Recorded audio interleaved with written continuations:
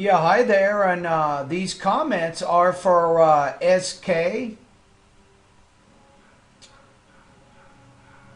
and I am Michael Buckoff, the founder, owner, and the materials writer for all of your lessons. Actually, your SZ. I apologize. I'm just using your initials for privacy purposes. But you just sent me an email of a question. I want to answer it right now. So you said, "Thanks for your nice words. I'm very happy to start working in your course. I hope it can help me to increase my proficiency in English and pass the TOEFL IBT exam." It will, if you use it. That's the key. The way that my online TOEFL course works is kind of like, let's say that you're trying to lose weight, for example. Now, I'm not saying you need to lose weight, but just as an example, if you get on a diet and you follow the diet every day, eventually, maybe 1, 2, maybe 3 months later, you will notice weight loss. But it doesn't happen immediately, and it won't happen if you every now and then diet and don't watch what you eat. You're not going to lose any weight. The same thing with improving your academic English language proficiency. It is a consistent, regular routine of study over a long term that will help you get the results that you seek. Okay, so you have 2 questions. You say, first, related to the study plan itself, I read about your 7-step system. I read also some of your study plans. I noticed that you mixed in your plans with the 7 steps. For example, in the second day we have to work on vocabulary, grammar, and writing, though you mentioned in your 7-step that we should not go to any step before finishing the previous step. I'm giving students a little bit more flexibility right now. You can do it either way. I think the study guide will be helpful. So I don't think there's any problem with mixing. And I've changed my philosophy just a little bit because for some students it can get a little bit boring just focusing in one area, for 1 or 2 months and then focusing in another area for 1 or 2 months. So I would say follow the study guide. It's okay if you mix up some of the different sections of my course. I did that on purpose to try to make it a little bit more interesting for you guys. So that would be what I'd recommend. Now, the one thing you have to be careful about, there are certain lessons, for example, vocabulary lesson 3, 4, 5, and 6. These lessons will help you master 1,700 TOEFL words. You will most likely, throughout your study, you will be going back to those lessons periodically over and over and over until you feel like you've mastered those lessons. Also, grammar lesson number 7, you'll probably, once you see how that particular lesson works and you go to the website to begin solving your grammar and your writing problems, you will also be revisiting that site again and again because it contains a lot of information and you'll be working on solving those grammar issues probably for several weeks. All right, so that's the answer to your first question. So the answer is it's okay. You can use my study guide and mix up the different parts of my course to make it a little more interesting. Your next question. You said it's related to my reading routine. I started this yesterday. I started first with my speed reading test. It was around 120 words per minute. All right, well, that's a start. The main thing is, believe it or not, a lot of students don't know what the reading speed is. So now you are in a good position. You know what your reading speed is, and you know you want to reach a goal of 300, which is going to take time. But remember that my speed reading tests, they will gradually increase 5 words for each practice test. So the next one you take is 125, then 130, and so on. So I think if you continue to study in the vocabulary part of my course, you keep practicing reading on a regular basis, and you go through my speed reading tests, you should begin improving that reading speed. So you say, I started with National Public Radio. It's a good recommendation. My question is, when will I go there every day in my reading routine?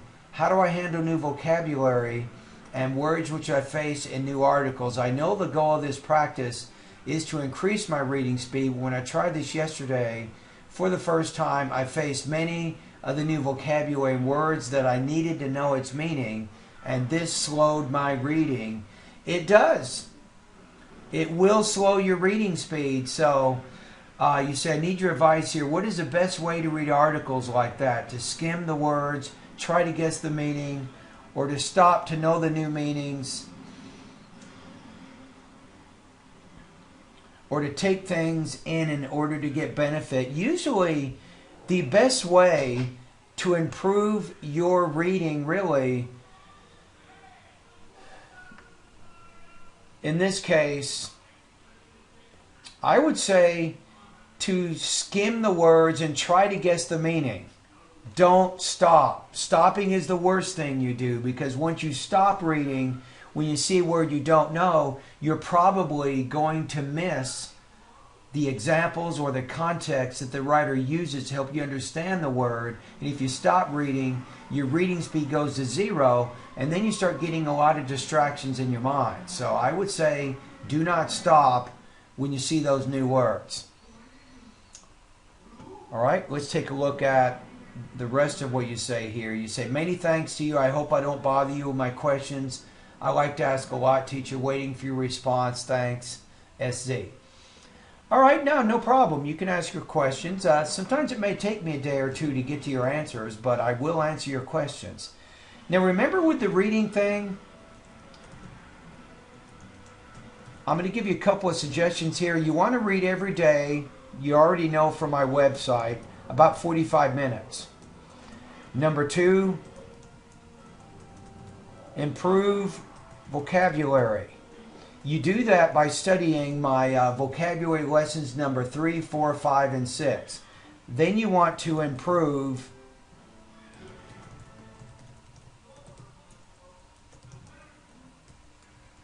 your reading speed. And then you can become familiar with the test taking